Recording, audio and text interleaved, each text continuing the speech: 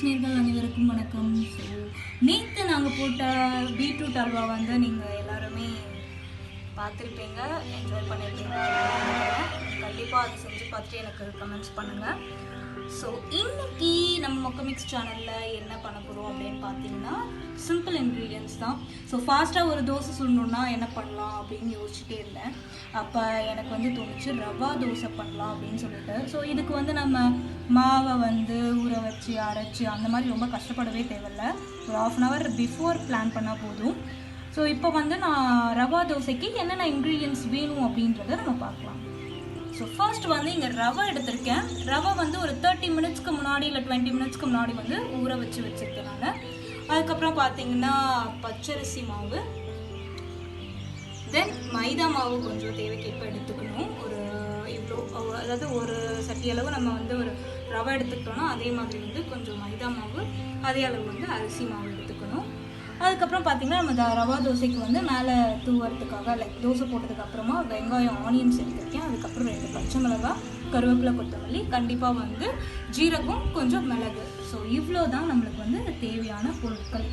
So இங்கே வந்து பார்த்திங்கன்னா எனக்கு தேவையான திங்ஸ் எல்லாம் எடுத்து வச்சுருக்கேன். நம்ம மாவு கலக்கிறதுக்கான பாத்திரம், லைக் தண்ணி, அதுக்கப்புறம் இந்த 2 ஜாடியில் என்ன இருக்குது அப்படின்னா, இது வந்து உப்பு தேவையான அளவு நமக்கு தேவை. அதுக்கப்புறம் வந்து ஆயில். ஸோ இது எல்லாம் தான் தேவையான பொருட்கள். ஸோ இப்போ வந்து நம்ம எப்படி வந்து ரவா தோசை பண்ணலாம் அப்படின்றத பார்க்கலாம். ஃபர்ஸ்ட் வந்து நம்ம மாவை வந்து நல்லா கலந்துக்கணும். ஸோ அதுக்கு வந்து நம்ம அந்த பெரிய பாத்திரம் ஒன்று எடுத்துக்கலாம். பிகாஸ் மாவை வந்து நம்ம கலந்து வச்சுக்கணும் இல்லையா. ஸோ அதுக்கு வந்து நம்ம இந்த பாத்திரம் எடுத்துக்கலாம். இந்த ரவா எடுத்துக்கிறேன். ரவா எடுத்து ஃபஸ்ட்டு நம்ம போட்டுக்கலாம் தேவையான அளவு. கொஞ்சம் சேர்த்தா போதும். அதுக்கப்புறம் நம்ம எடுத்து வச்சிருக்கிற அரிசி மாவு, உப்பு வந்து நம்ம தேவையான அளவு சேர்த்துக்கலாம். இதெல்லாம் உப்பு போடுறேன். இப்போ வந்து இது எல்லாத்தையும் நம்ம நல்லா கலந்து விட்டுக்கலாம். உப்பு சேர்கிற மாதிரி உப்பு, ரவை எல்லாமே இருக்குது. இப்போ வந்து என்ன பண்ணணும்னா, தண்ணி ஃபஸ்ட்டு கொஞ்சமாக ஊற்றி கலக்கிக்கோங்க. இது பார்த்திங்கன்னா மாவு வந்து நல்லா கலந்து வச்சுட்டோம். ஸோ இப்போ மாவில் வந்து நம்ம இங்கே எடுத்து வச்சுருக்க ஜீரகம் அண்ட் அந்த மிளகு அண்ட் அந்த பச்சை மிளகாய் சேர்க்கணும், ப்ளஸ் கொத்தமல்லி சேர்க்கணும். ஸோ ஃபர்ஸ்ட் வந்து இது எல்லாத்தையும் வந்து நம்ம அரிஞ்சிக்கலாம். ஸோ அரிஞ்சு எடுத்து வச்சுக்கலாம். ஸோ அப்போ தான் வந்து நம்ம அதில் சேர்க்க முடியும். இப்போ என்ன பண்ணலான்னா, ஃபஸ்ட்டு வந்து நம்ம மிளகு இந்த ஜீரகம் 2த்தையும் வந்து நம்ம கொஞ்சம் இது பண்ணிக்கலாம், சோக் பண்ணி தான் போடணும். ஸோ 2 மிளகு, ஃபஸ்ட்டு மிளகை வந்து சோக் பண்ணுவோம்.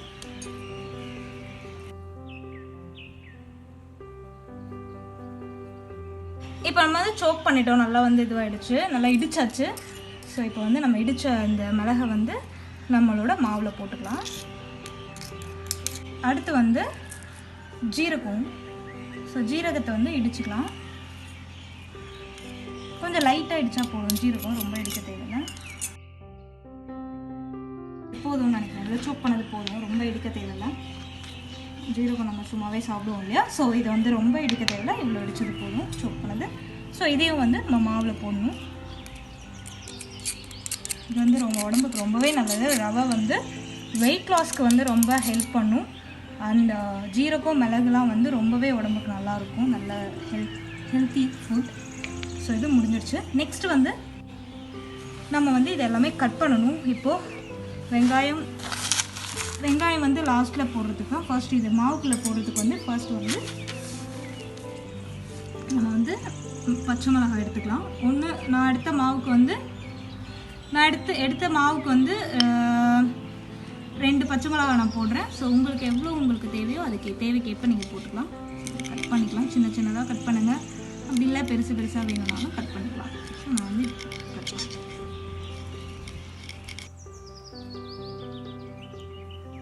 இதை வந்து நான் இப்போ வந்து மாவில் போட போகிறேன். போட்டாச்சு. நெக்ஸ்ட்டு வந்து நம்ம வந்து கொத்தமல்லி, கருவேப்பிலை. ஸோ 2-3 கருவேப்பிலை எடுத்து நீங்கள் சேர்த்துக்கோங்க இப்போவே. அப்புறம் நம்ம அதை கட் பண்ணி வச்சுட்டு நம்ம தோசை சுடும்போது மேலே தூவிக்கலாம். பட் இப்போ கொஞ்சம் கருவேப்பிலை வந்து உள்ளே தூவிக்கலாம், மாவில் போட்டுக்கலாம். கட் பண்ணி சின்னதாக கட் பண்ணி கொஞ்சம் போட்டுக்கலாம், மாவுக்குள்ளே நம்ம சேர்த்துக்கலாம். கொஞ்சம் பொடியாக கட் பண்ணால் தான் இட் வாஸ் குட்.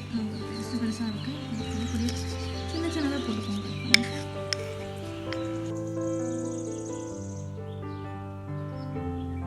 இது வந்து நம்ம தோசை சுடும்போது மேலே தூவுறது. நெக்ஸ்ட் இப்போ வந்து நம்ம வெங்காயத்தையும் நம்ம இதே மாதிரி கட் பண்ணி வச்சுக்கலாம் கொஞ்சம் சின்ன சின்னதாக.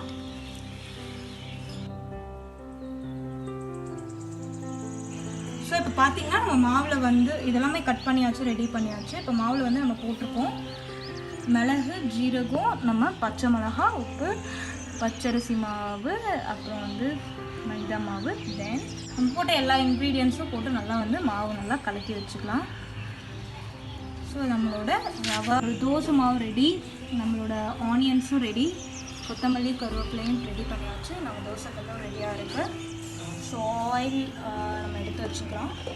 ஸோ ஆயில் வந்து கண்டிப்பாக தேவை. உப்பு வந்து நம்ம போட்டுட்டோம், ஸோ உப்பு இருக்கட்டும். ஸோ ஆயில் வந்து நீடட் நம்ம தோசை சுடுறதுக்கு. ஸோ இது வந்து தோசைக்கல்ல நம்ம அடுப்பை எரிய வச்சுக்கலாம்.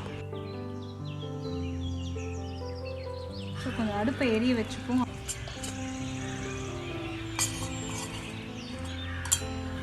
ஸோ இது என்னன்னு பார்த்தீங்கன்னா, நான் எப்போவுமே வந்து தோசைக்கல்லில் வந்து நம்ம துணியெலாம் வச்சு தேய்க்கிறத விட ஒரு வெங்காயம் கட் பண்ணிவிட்டு அதை எடுத்து நம்ம தோசைக்கல்லில் மேலே வந்து இப்படி தேய்ச்சோன்னா அந்த தோசை வந்து கல்லில் எப்போவுமே ஒட்டாமல் வரும். ஸோ அதுக்கெலாம் ஃபஸ்ட்டு வந்து கல் நல்லா சுட்டுக்கிட்டோம்.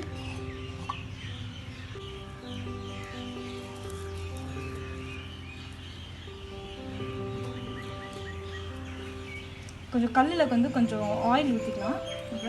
கொஞ்சம் நம்மளுக்கு வந்து தோசை நல்லா வரும். நல்லா எண்ணெய் ஊற்றிட்டு நல்லா அந்த வெங்காயத்தில் வந்து நல்லா பரப்பி விட்ருங்க எண்ணெயை.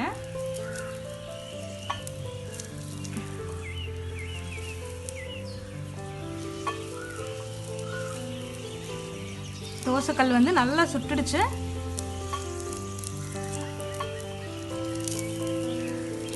பார்த்தீங்கன்னா தெரியும் கல் நல்லா சூடாயிடுச்சு. ஸோ நம்ம வந்து இப்போ வந்து இதை வந்து தோசை மாவு வந்து இப்போ தோசை போட போகிறோம். நல்லா கலக்கி விட்டுக்கோங்க தோசை மாவு, எனக்கு நல்லா நம்ம உறைஞ்சிருக்கும். ஸோ இது எப்படி சுடணும் அப்படின்னு பார்த்தீங்கன்னா, போட்டுக்கோங்க. நான் கொஞ்சம் ஆயில் போட்டுக்கோங்க. ஸோ வந்து மேலே வந்து கொஞ்சம் வெங்காயம் தூவிக்கலாம், கட் பண்ணி வச்சுருந்த வெங்காயம்.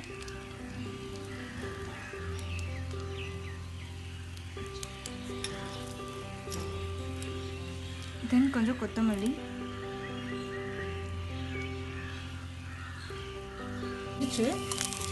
நம்ம என்ன பண்ணலாம்னா அப்படியே நம்ம எடுக்க வேண்டியதான்.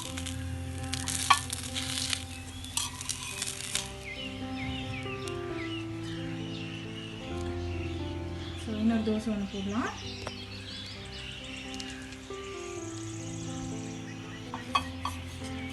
எப்பவுமே ஒரு தோசை போட்டு முடிச்சுட்டு இன்னொன்று போடுறதுக்கு வந்து